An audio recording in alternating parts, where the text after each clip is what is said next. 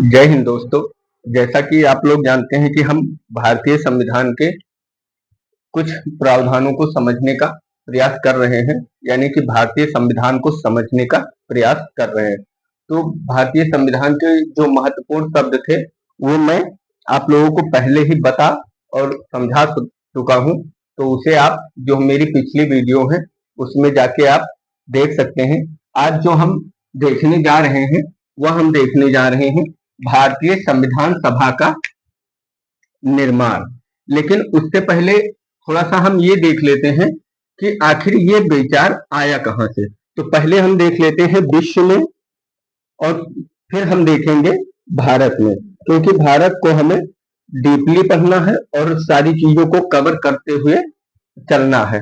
तो अगर हम विश्व में बात करें तो सबसे पहले यूएसए में यूएसए यानी कि अमेरिका अमेरिका में इसे लाया गया था। इसे अमेरिका में 1787 में लाया गया था सर्वप्रथम। लेकिन अगर हम बात करें कि इसका विचार सबसे पहले कहाँ आया था, क्योंकि ये सबसे ज्यादा महत्वपूर्ण है कि जब तक किसी चीज का किसी इंसान के अंदर विचार नहीं आएगा तब तक हम उसके ऊपर कोई भी कार्य नहीं कर सकते हैं। तो इसका जो सर्वप्रथम विचार आया था वह ब्रिटेन के हेनरी मेन ने इसका सर्वप्रथम विचार दिया था। तो उम्मीद करता हूं कि आप लोगों को ये सब समझ में आ गए होंगे, क्योंकि ये थोड़ा सा जानना जरूरी था। क्योंकि जब तक हमें ये नहीं मालूम होगा कि हाँ इसकी उत्पत्ति कहाँ से हुई, इसका विकास कहाँ से हुआ, तब तक कोई मतलब नहीं बनता है। कि जैसे कि आपने बोल दिया कि हाँ भारतीय, जैसे आपसे किसी ने पूछ लिया कि भारतीय संविधान सभा के निर्माण की सबसे पहले मांग किसने की थी, तो हमें ये बताना तो उतना मुश्किल नहीं है। लेकिन अगर कोई ये पूछ ले कि ये बताओ सबसे पहले विश्व में इसकी मांग किसने की थी या विश्व में सबसे पहले कहाँ लाया गया था, तो इस चीजों को भी जानना हमारे लिए बहुत ही महत्वपूर्ण है। क्योंकि हमें ये सब चीजें पता होनी चाहिए। पढ़ने का यही मतलब होता है कि हमें बेसिक से लेके और उच्च लेवल की सारी बातें पता होनी चाहिए। तो अब हम थोड़ा सा भारत में समझने का प्रयास करते हैं। उम्मीद करता हूं कि आप लोगों को ये चीजें समझ में आ गई होंगी। तो भारत में जो इसका विचार आया था वो विचार 1895 में स्वराज विधेयक के माध्यम से 1895 में स्वराज विधेयक के माध्यम से बाल गंगाधर तिलक जी ने इसकी मांग सर्वप्रथम रखी थी। लेकिन यह एक अनौपचारिक मांग थी। ये चीज आप लोग ध्यान रखिएगा, यह एक अनौपचारिक मांग थी। सर्वप्रथम मांग जो रखी थी वह स्वराज विधेयक के माध्यम से बाल गंगाधर तिलक जी ने रखी थी। उसके बाद में 1918 में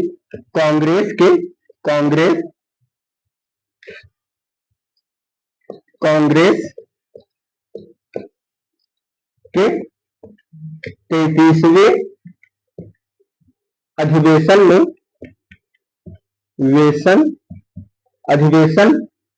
कांग्रेस के 33वें अधिवेशन में भारत की पूर्ण आत्मा की अभिव्यक्ति की बात की गई। पूर्ण आत्मा की अभिव्यक्ति का मतलब कि जैसे कि जो बाल गंगाधर तिलक जी ने 1895 में स्वराज विधेयक के माध्यम से जो भारतीय संविधान सभा के निर्माण की मांग रखी थी उसे ही दोहराया गया। लेकिन यहाँ पे जो शब्द प्रयोग किया गया वह प्रयोग किया गया पूर्ण आत्मा की अभिव्यक्ति। यानी कि मैं आप लोगों को एक एग्जाम्पल से समझाने का प्रयास करता हूं। जैसे कि मान लीजिए कि कोई एक परिवार है। मैं सरल एग्जाम्पल इसलिए लेता हूं ताकि आप लोगों को चीजें बहुत अच्छे से समझ में आए। मान लीजिए कि कोई एक परिवार है। अब इस परिवार में कोई जो डिसीजन लिया जाता है वह डिसीजन किसी दूसरे के द्वारा लिया जाता है। यानी कि इस परिवार में जो रह रहे हैं लोग, उनके द्वारा यह कोई भी जो योजना है उस पे कोई विचार या उस योजना में जो पूर्ण डिसीजन है, यानी कि जो उसे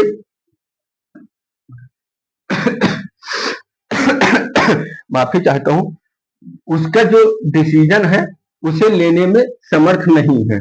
तो फिर ये परिवार तो है, लेकिन इस परिवार का कोई मतलब नहीं है, क्योंकि जब वो अपने विचारों को स्वयं नहीं रख पा रहा है, जब वो अपने लिए खुद कोई निर्णय नहीं ले पा रहा है, तो फिर वह पूर्ण आत्मा की जो अभिव्यक्ति है वो उसके अंदर नहीं रह जाएगी। क्योंकि वो जब खुद के लिए कोई विचार नहीं रख सकता, जब अपने लिए कोई डिसीजन नहीं ले सकता, तो फिर उसकी स्वतंत्रता का क्या मतलब है। तो वहां पे इस चीज की बात की गई 1918 के 33वें अधिवेशन में। अगली जो मांग उठी, वह मांग बहुत जोरों से बढ़ने लगी। जैसा कि आप लोग जानते हैं कि कोई भी बात हो, जब लोगों के बीच में रखी जाती है तो कहीं ना कहीं वो बातें फैलती हैं, और खासकर वो बातें जरूर फैलती हैं जिन बातों को थोड़ा सा क्रेज मिल जाता है। जैसे कि अब भारत में लोग आजादी के सपने देखने लगे थे, तो फिर ये सब बातें बहुत तेजी से बढ़ने लगी। तो 1919 में ब्रिटेन में 1919 में ब्रिटेन ब्रिटेन ब्रिटेन की संसद में एक विधेयक लाया गया और उसमें यह बात कही गई कि भारत के अंदर संविधान सभा का जो निर्माण होगा वह ब्रिटेन की संसद करेगी। यानी कि भारत में जो मांग उठ रही थी उसे पूरी तरीके से पलट दिया गया, और यह बात कहा गया कि भारत में जो संविधान सभा का निर्माण होगा वो ब्रिटेन की संसद करेगी। अगली जो मांग उठी, वह मांग महात्मा गांधी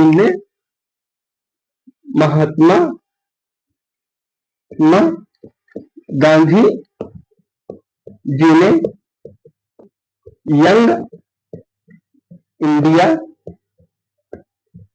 पत्रिका यंग इंडिया पत्रिका में उठाया था। महात्मा गांधी जी ने, ये शब्द हमें जानना बहुत ज्यादा जरूरी हो जाता है, क्योंकि इसके पूछे जाने के बहुत सारे चांस हैं, क्योंकि ये महात्मा गांधी जी से जुड़ा हुआ है और उनके विचारों से तो आज पूरी दुनिया प्रभावित है, तो हम और आप क्या हैं। तो इसका पूछा जाना बहुत, मतलब ये मान लीजिए कि ये बहुत इम्पोर्टेंट है। तो महात्मा गांधी जी ने इसकी मांग जो रखी थी वो यंग इंडिया पत्रिका में रखी थी। उसके बाद में इसकी जो अगली मांग उठी उसे मोतीलाल नेहरू जी ने, आप लोग साथ में लिखते चलिएगा, मैं सारी बातें लिख नहीं पाऊंगा वरना वीडियो बहुत ज्यादा लंबी हो जाएगी। वैसे भी एक क्लास में कवर करना थोड़ा मेरे लिए मुश्किल होगा। मोतीलाल नेहरू जी ने इसे बॉम्बे अधिवेशन में 1928 में इसकी मांग रखी थी। उसके बाद में 1934 में एम एन राव ने इसकी औपचारिक मांग रखी थी।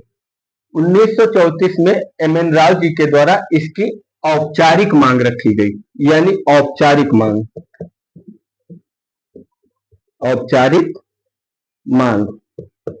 रखी गई। इससे पहले जो मांगे थी वो औपचारिक नहीं थी, लेकिन इस बार इसको औपचारिक मांग एम एन राव जी ने रखा। यानी कि अगर आपसे क्वेश्चन पूछा जाता है कि सर्वप्रथम भारतीय संविधान सभा की जो मांग थी उसे औपचारिक रूप से किसने रखा था, तो एम एन राव जी ने रखा था। उसके बाद में कांग्रेस जो कांग्रेस का जो 1935 में अधिवेशन हुआ, उसमें इस प्रस्ताव को एक औपचारिक रूप प्रदान किया गया। उसके बाद में जवाहरलाल नेहरू जी द्वारा जवाहरलाल नेहरू द्वारा जवाहरलाल नेहरू द्वारा 1938 में 1938 में इसकी मांग औपचारिक रूप से फिर से रखी गई। और यहाँ पे औपचारिक रूप से मतलब ये था कि पूरी तरीके से इस बात को निर्धारित कर दिया गया कि अब हमें एक संविधान सभा चाहिए ही। फिर और उसके बाद में 1940 में 1940 में ब्रिटिश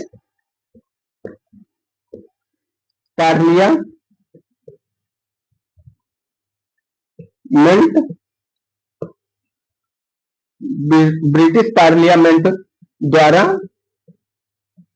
इस औपचारिक मांग को स्वीकार कर लिया गया। और 1940 में इसको जब स्वीकार किया गया तो इसे ही अगस्त प्रस्ताव के रूप में जाना जाता है। जैसा कि आप लोग जानते हैं, इसे ही अगस्त प्रस्ताव के रूप में जाना जाता है। उसके बाद में वर्ष 1942 में इसके बाद में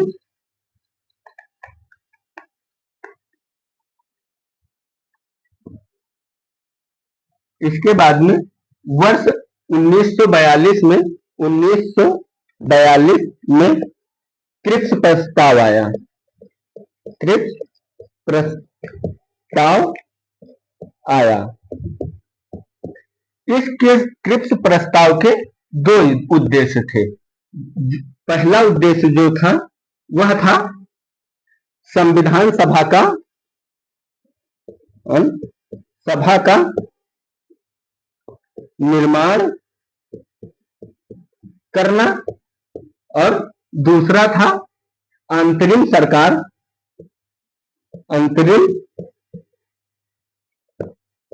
सरकार का निर्माण करना। लेकिन इसे कांग्रेस और मुस्लिम लीग दोनों के द्वारा नकार दिया गया। और महात्मा गांधी जी ने इसे पोस्ट डेटेड चेक की पोस्ट डेटेड चेक का जो खिताब है वो दिया। महात्मा गांधी जी ने इसे पोस्ट डेटेड चेक इसलिए कहा क्योंकि जो 1942 का जो क्रिप्स प्रस्ताव था उसमें भारत को डोमिनियन स्टेटस देने की बात कही गई, जो हम बहुत पहले से मांग कर रहे थे, जिसकी मांग हमने नेहरू रिपोर्ट में भी की थी। तो वो समय नहीं दिया गया था। 1942 में भारत को डोमिनियन स्टेट का दर्जा देने की बात कही गई। तो फिर इसे भारतीय डोमिनियन स्टेट की दर्जा देने की बात कही गई, तो इसे भारतीय राष्ट्रीय कांग्रेस के द्वारा और मुस्लिम लीग के द्वारा दोनों के द्वारा इसे इनकार कर दिया गया। अब कारण ये कि आखिर दोनों के द्वारा इनकार क्यों किया गया, तो इसका कारण ये था कि कांग्रेस ने इसे इसलिए इनकार कर दिया था क्योंकि कांग्रेस अब डोमिनियन स्टेटस का दर्जा नहीं चाहती थी, बल्कि वह भारत को पूर्ण रूप से स्वतंत्र कराना चाहती थी। और मुस्लिम लीग ने इसलिए इनकार कर दिया था क्योंकि मुस्लिम लीग पाकिस्तान की अलग मांग कर रही थी। और 1942 में जो क्रिप्स प्रस्ताव था उसमें जो मुस्लिम लीग अलग पाकिस्तान की मांग कर रही थी उसे पूरी तरीके से नकार दिया गया था। और महात्मा गांधी जी ने इसे पोस्ट डेटेड चेक कहकर इसकी निंदा की, और महात्मा गांधी जी ने भी इसका विरोध किया। लेकिन उनके विरोध का जो कारण था वह कारण ये था क्योंकि वो भारत और पाकिस्तान की के बंटवारे के पूर्ण रूप से विरोधी थे। वो भारत और पाकिस्तान को दो राज्य के रूप में देखना नहीं चाहते थे। तो उम्मीद करता हूं कि आप लोगों को ये सब चीजें समझ में आई होंगी। अब हम थोड़ा सा एक टॉपिक और देख लेते हैं, संविधान सभा का गठन। संविधान सभा का गठन। संविधान सभा का गठन। संविधान सभा का गठन जो किया गया, वह उसमें जो लोगों को चुना जाना था, उसमें लोगों को अप्रत्यक्ष निर्वाचन पद के द्वारा चुना जाना था। यानी कि प्रत्येक 10 लाख लोगों पर एक व्यक्ति को चुना जाना था और कुल सीटों का जो निर्धारण किया गया था, कुल सीटों का निर्धारण, जो कुल सीटों का निर्धारण किया गया था वह थी 389, जिसमें से 292 थी ब्रिटिश प्रांत की और 93 थी देशी रजवाड़ों की।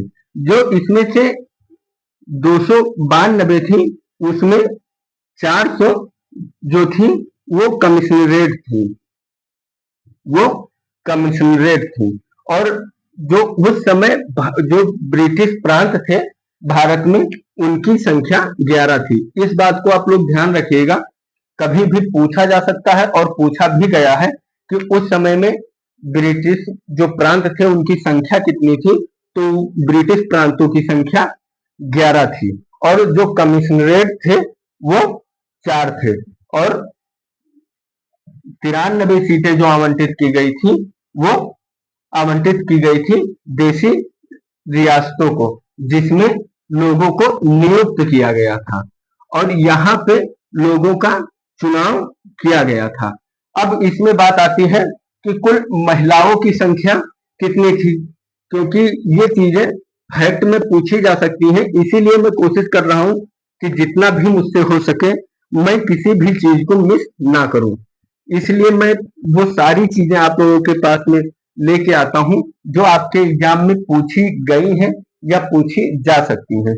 तो अगर हम बात करें तो संविधान सभा में जो महिलाओं की सीटों की संख्या थी वो 15 थी। इस बात को आप लोग ध्यान रखिएगा, महिलाओं के सीटों की संख्या जो थी वो 15 थी और जो एससी लोगों के सीटों की संख्या थी वह 26 थी और जो एसटी लोगों की सीटों की जो संख्या थी वह 33 थी। अब एक चीज और हम देख लेते हैं कि आखिर इनका जो ब्रिटिश प्रांत के लोग थे उनका चुनाव किस आधार पर किया गया था। तो उनका चुनाव एकल